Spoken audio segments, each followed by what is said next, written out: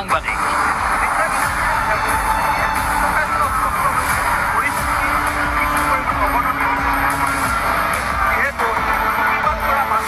জুবিন গাৰ্গৰ ৰহস্যজনক মৃত্যুৰ অভিযুক্ত শ্যাম কানু সিদ্ধাৰ্থসহ 5 জনক বাক্সা কাৰাগাৰলৈ প্ৰেৰণ কৰাৰ পিছতেই এই উত্তপ্ত ভয়াৱহ পৰিস্থিতি।